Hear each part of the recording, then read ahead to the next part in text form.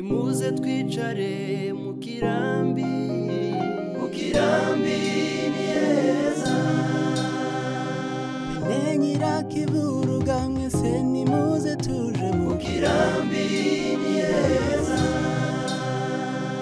mukirambi.com Mukirambi TV 1. Muraho neza bavandimwe, ndabasuje kandi mbifurije umunsi mwiza ko turagenda kumwumva ko umwuka wacu wagenda ucumbagirika kubera ko turazamuka imisozi tumanuka iyindi.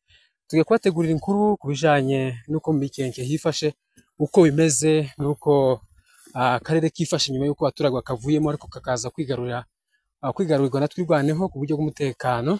Ni Mukirambi TV 1, umunyamakuru ni Faustin Byiringiro, niyo mugiye kubana ugenda bageza amashusho y'abaturage ndetse n'ubwiza butatse akarere ka Mikenke. Ubundi mu Mikenke habaga inka nziza, habaga n'ibihingwa byiza cyangwa se imyaka mu mirima, abaturage nta nzara baryaga bitewe n'ubutaka bwaho bwera cyane. Hanyuma gerageza guhura n'abaturage bavuye mu Mikenke, murabizi ko bagize ibibazo batewe n'inyeshyamba za Mai Mai inshuro nyinshi, barindwaga na MONUSCO cyangwa se ingabo z'umuryango w'abibumbye, barinda cyangwa Swahili babita ngo ni walinda amani wa Umoja Mataifa, kuva mu gihugu cya Pakistan, kuva mu gihugu cya Pakistan. Hanyuma barinda umutekano w'abaturage, ariko manda yabo igenda ishira cyangwa se igera ku musozo kugeza mwaka wa 2023 barahava. Mwagiye mubona intumwa cyangwa se umunyamabanga wungirije wa ONU, umunyamabanga wa wungirije muserukira umunyamabanga mukuru wa ONU mu gihugu cya Kongo Bintou Keita yarahageze abayobozi batandukanye kuza kureba umutekano ko abaturage bafashe cyangwa bifashe.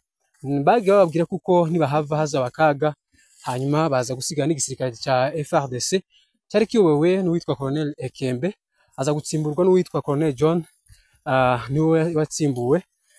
Nabaze kuhava haza izindi ngabo za FARDC ari nazo twirwanaho yabashije gukura muri aka karere ka Mikenke. Ariko abaturage muri rusange twahuye nabo baravuga kuzana izo kurya zifashe neza nta kibazo. Baragenda amasaha 28 kuri 28, umutekano ni wose, bava mu rugo igihe bashakiye mu mazu yabo bakagenda bakareba izo kurya, ufite akantu kiwe. Gusa ikibazo mu Minembwe no mu Mikenke ni ukubona isabune, isukari, umunyu, bene izo bintu bifasha mu rugo nibyo bibuze, ariko ibindi byose birahari.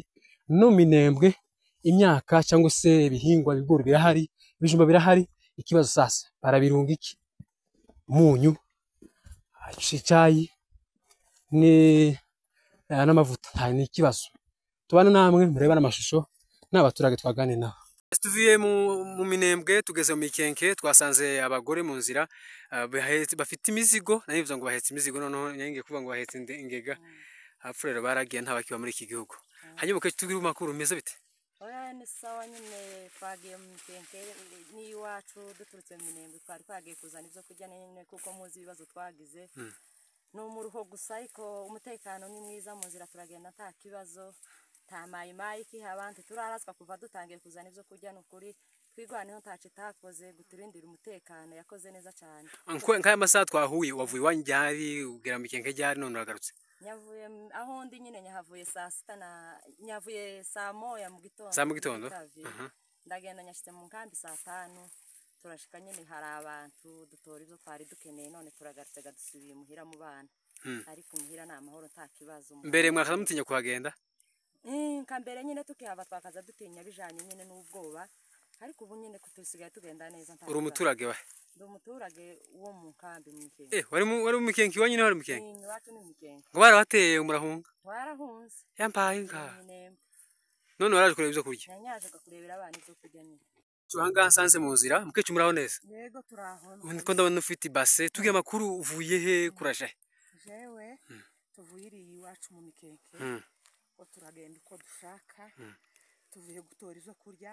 Murazi ko twatewe na bamayi, dusuhukira mu Minembwe, ariko kandi ko turumva ko abatabazi nabo baje bari mu nzira, barashikana ko dusigaye babaga inka, ariko kandi amahoro ni amahoro. Amahoro ni amahoro. Amahoro ni amahoro.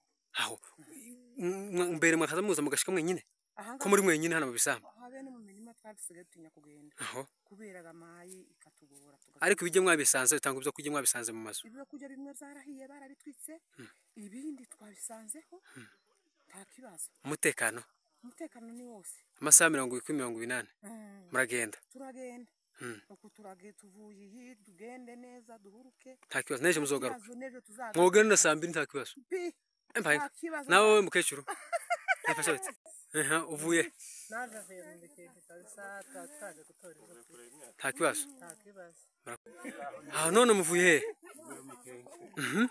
tuge makuru byifashe gute umuntu yahaye mu mikeke niyi mikeke ni neza aho twaje none gutora ibyo kurya sanga na mahoro ibyo kurya turasubiye k'umuntu wenda utari mu Minembwe uri hanze y'akarere ka Minembwe wivukire yino wamubwira iki kubijanye n'ubuzima bwanyu mufite ndetse n'umutekano mbese umutekano kuri none utangiye kugaruka kuko twari turiye baratubwira ati umutekano wifashe neza mu mikenge ataho gucifuzo nuko abanyamikenge bahungiye mu Minembwe bagomba kugaruka bagasubira iwabo umutekano ni sawa twigwana yo ngura korera imbere n'abandi baje benshi bategereje ngo benshi 800 mu kanya barabategereje bizifashe gute mukecuru we ko wavuye icuye navuye icuye ko ndirukira abana aho uvuye muhira ko ndaje Minembwe ndi impunzi ko narimbuye kuzana ibyo kurya mana mwisho ubwo n'urutaro ufite aho uzoza ugira gute urutaro nirakenewe mu Minembwe tibagira intaro abapfurero barinjiye ninde uzorumbohera aho nasanze ibintu byanje byose byo mu nzu byaragiye bansigira n'urutaro n'aya mashini aho none urutaro uzoza ukoresha iki utono dukoko ufite mu mwaka gafiko ubukoko bwawe nyina yaratashiriye muhira ifashe ubwana burabananira none bakuzana mana we wabonye icyororo kandi kuri mama byagenze gute waragiye hehe wazanye iki yazanye ibigori aho wavuye wanyine hehe waje ryari mu gitondo aho ngushike nzana ibigori aho hanyuma wowe waje ryari aho uzane ibintu yarije kuzana ibigori n'ibigori wikoreye uko wikoreye bingana gute